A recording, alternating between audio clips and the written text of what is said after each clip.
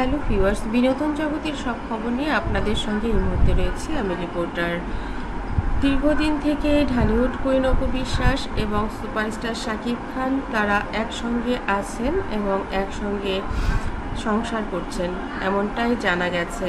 Dhallywood queen Apu বিশ্বাসের সন্তান আবরাম খান জয়কে নিয়েও নানা সময় নানা কথা শোনা গেছে। জয় ঠিকমতো কথা বলতে পারে না, জয় প্রতিবন্ধী, জয় হাঁটতে পারে না, এই ধরনের কথাগুলো বুবলি মাঝে মধ্যেই বলতো এবং এগুলো নিয়েও জয় অনেক মন খারাপ করতো এবং অপু বিশ্বাস মা হিসেবে অনেক বেশি কষ্ট পেত। সন্তানটাকে জন্ম দেওয়ার পর থেকে কতটা কষ্ট করে তাকে বড় করেছেন ঢালিউড কুইন, এটা কিন্তু আমরা সকলেই জানি।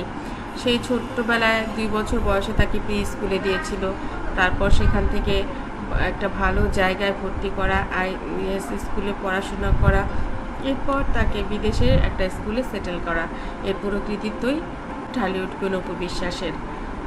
কিন্তু জয় দাদাবাড়ি গেলে কোনোভাবেই আর বাসায় আসতে চায় না, এটাও কিন্তু একটা সত্য কথা। অপু বিশ্বাস টানাটানি করছেন, দেখেন আপনারা, কিন্তু জয় সে তার দাদাবাড়িতেই থাকবে এমনটাই প্ল্যান করেছে। এর একটাই কারণ, বাবা এখন বাংলাদেশে। বাবা আসার পর জয় একদমই দাদার বাড়ি ছাড়া থাকতেই চায় না, অপুর সাথে আসতেই চায় না। অপু তাকে আদর করে ভালোবাসা দিয়ে যত্ন করে যতই বলে বাসায় চলো বাসায় চলো, কিন্তু সাকিবকে ছাড়া জয় একদমই বাসায় এসে শান্তি পায় না। আর সাকিবও অপুর বাসায় এসে এক রাত থাকলেও নিজের বাসায় অর্থাৎ বাবা মাকে ছাড়া থাকতে চায় না। সব কিছু মিলিয়ে অপুরও এখন বেশ কিছু সময় কাটে সাকিব পরিবারের সঙ্গেই, কারণ পরিবারের প্রতিটি মানুষই ভালোবাসে অপু বিশ্বাসকে, অপু বিশ্বাসও কেয়ার করেন এই পরিবারের সকলকেই।